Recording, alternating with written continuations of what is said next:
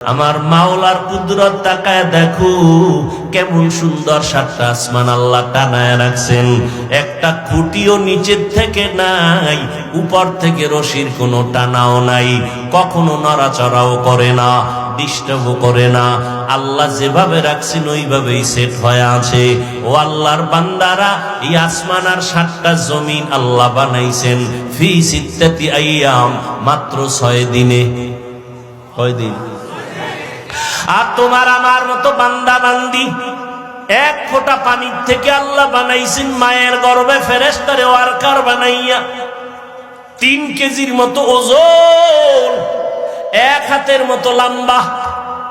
এই বান্দাটারে বানাইতে কয় মিনিট লাগে? বেশি লাগে? কিন্তু তাকাইয়া দেখো এত বিশাল আসমান, 7টা জমিন আল্লাহ বানাইছেন 6 দিন। আর তোমার মতো আমার মতো বান্দাটারে 1 ফোঁটা পানির থেকে আল্লাহ বানাইতে সময় লাগাইছেন 6 মাসের মতো। সুবহানাল্লাহ। কয় মাসের মতো? কারণ কি? এত বিশাল আসমান জমিন বানাইতে মাত্র 6 দিন, আর একটা 1 হাতের বাচ্চাটারে বানাইতে আল্লাহ এত সময় নিলেন কেন? অফি আনফুসিকুম আফালা তুবসিরুন।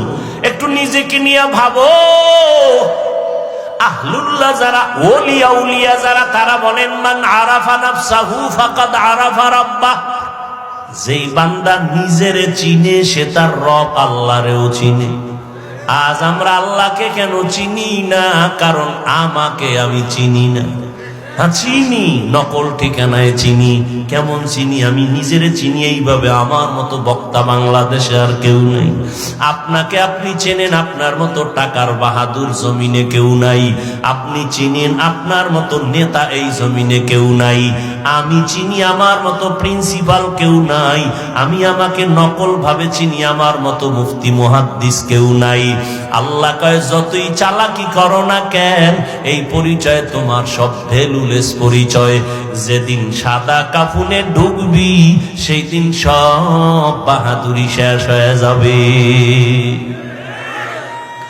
আমারও সাদা কাফন, আপনারও সাদা কাফন, আপনারও 3টা কাফন, আমারও 3টা কাফন। আমি বক্তা হিসাবে সম্মানে কেউ একটা কাফন বাড়াইয়াও দিবে না।